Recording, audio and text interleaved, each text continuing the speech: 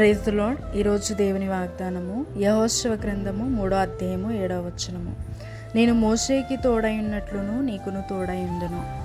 దేవుడు మోషేకి తోడై ఉన్నట్టును నీకు తోడై ఉంటానని వాగ్దానం చేస్తున్నాడు.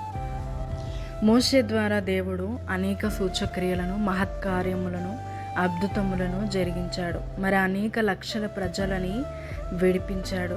మరి వారిని ఆశీర్వాద దేశానికి మోషే ద్వారా నడిపించిండు. మోషే ప్రార్థించగా దేవుడు మన్నాను కురిపించిండు. ఎర్ర సముద్రాన్ని 2 పాయలుగా చేసిండు. మరి బండ నుంచి నీళ్ళని దయచేసిండు. మరి ఎడారులలో నదులని కలుగజేసిండు. బలహీనంగా ఉన్నవారిని, మరి అనారోగ్యంతో ఉన్నవారిని మోషే ప్రార్థించగా వారు బాగుపడ్డారు. మరి మోషే వృద్ధాపమందు కూడా తన కనుదృష్టి కూడా కొంచెమైనను తక్కువ కాలేదు. తనలో బలాన్ని, జీవాన్ని దేవుడు దయచేశాడు. ఈరోజు మోషేతో ఉన్న దేవుడు నీతో ఉన్నాడు. నిన్ను ఆశీర్వదిస్తాడు. నీ ద్వారా అనేకులని ఆశీర్వదిస్తాడు. నీ ద్వారా లక్షల ప్రజలని విడిపించనే ఉన్నాడు. అనేకులని విడిపించి ఆశీర్వాదానికి నడిపించేలాగా దేవుడు నిన్ను వాడుకుంటాడు. నీవు ప్రార్థించగా దేవుడు నీ ప్రతి ప్రార్థనని ఆలకించి నీకు అనేక అద్భుతములను జరిగిస్తాడు.